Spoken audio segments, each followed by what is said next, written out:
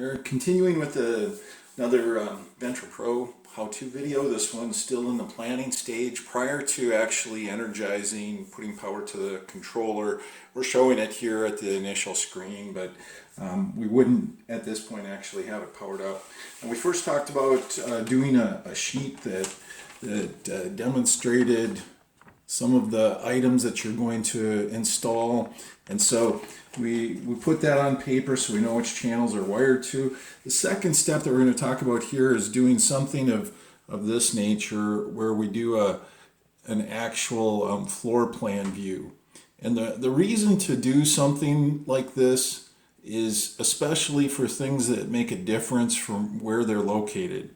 So temp sensors throughout the barn, are they on the north side, south side? Are they near the tunnel fans or the tunnel curtain or inlet?